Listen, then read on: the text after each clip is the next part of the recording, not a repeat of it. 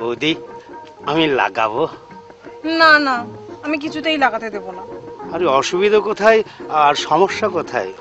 কোথায় অসুবিধা কোথায় সমস্যা সেটা আমি বুঝবো, তোমাকে বুঝতে হবে না। বৌদি বৃথায় রাগ করছো, ব্যাপার তো সামান্য, বুঝতেই পারবে না।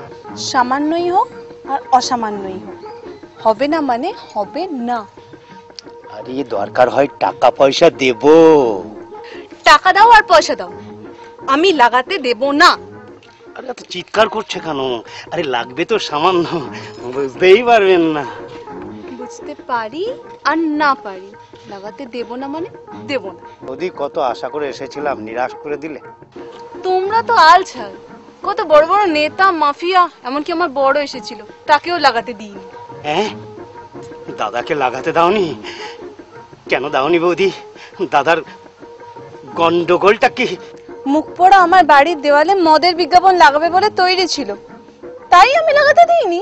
আরে আমরা মদের বিজ্ঞাপন দেব না, আমরা লালিপপ কোম্পানির হাতুড়ি মার্কা জাঙ্গিয়ার বিজ্ঞাপন দেব।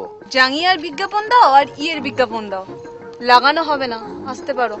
বৌদি একদম লাগাতে দেবে না? লাগাতে দিতে পারি, তবে একটা শর্ত। আরে শর্ত মর্ত যা বলবে কোনো আপত্তি নেই। বলছিলাম কি বৌদি, কোথায় লাগাবো, সামনে না পিছনে? সামনে হবে না, বাড়ির পিছনের দেওয়ালে লাগাতে পারো, লিখে দিও বিজ্ঞাপন লাগানো নিষেধ, নো স্টিক বিল, দরজায় দেব খিল।